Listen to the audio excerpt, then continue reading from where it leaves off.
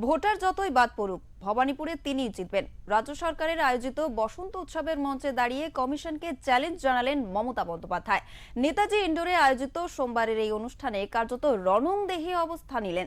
বললেন তার কেন্দ্র ভবানীপুর একটি ছোট্ট কেন্দ্র, অথচ সেখানেই 44,000-এর বেশি ভোটার বাদ দেওয়া হয়েছে। তবু আত্মবিশ্বাসী মমতা দোল ও হোলির শুভেচ্ছায় পাশাপাশি নির্বাচনে জেতার আগাম বার্তা দিয়ে রাখলেন তিনি। দোল ও হোলির প্রাক্কালে নেতাজি ইন্ডোর স্টেডিয়ামে রাজ্য সরকারের তথ্য সংস্কৃতি বিভাগ, পর্যটন বিভাগ ও কলকাতা পুরসভার উদ্যোগে পালিত হলো মিলন উৎসব। আর সেখানেই সোমবার বসন্ত উৎসবের আগাম শুভেচ্ছার পাশাপাশি হোলির রঙকে কার্যত ম্লান করে ভোটার তালিকা নিয়ে সুর চড়ালেন মমতা বন্দ্যোপাধ্যায়। উৎসবের মঞ্চ থেকে একদিকে যেমন সম্প্রীতির বার্তা দিলেন, তেমনি ভোটার তালিকা সংশোধন এবং আসন্ন বিধানসভা নির্বাচন নিয়ে বিজেপি ও নির্বাচন কমিশনকে একযোগে বিঁধলেন তিনি। But each and everybody was the voters of these genuine voters of this country. They have the moral right to be the voters. But this biased government of India and the biased election commission, vanish Kumar, they want to vanish the people's name. Now the constitution is in crisis in our country, and the democratic rights of the people are in danger in our country. I condemn this because I am feeling for the people who are sufferer.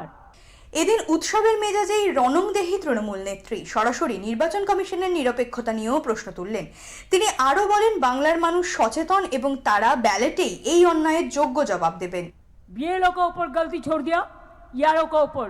BLO and ERO they work hard, दिन रात 4 महीने से काम किया, और आपका micro observer और दिल्ली का बीजेपी पार्टी ऑफिस से आपने नाम काटा।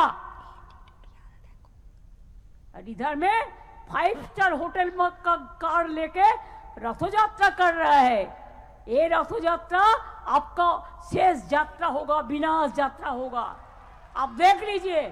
নিজের পুরনো এবং ঘরের কেন্দ্র ভবানীপুর নিয়ে কথা বলতে গিয়ে মমতা বন্দ্যোপাধ্যায় পরিসংখ্যানের খতিয়ান তুলে ধরেন।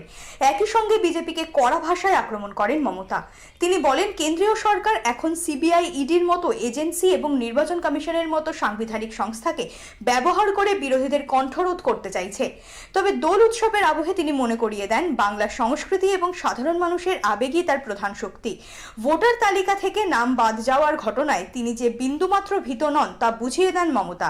বলেন, চক্রান্ত করে কাউকে হারানো যায় না। বিজেপি যতই চক্রান্ত করুক, একটা ভোট থাকলেও ভবানীপুর থেকে তিনিই জিতবেন। Bureau report.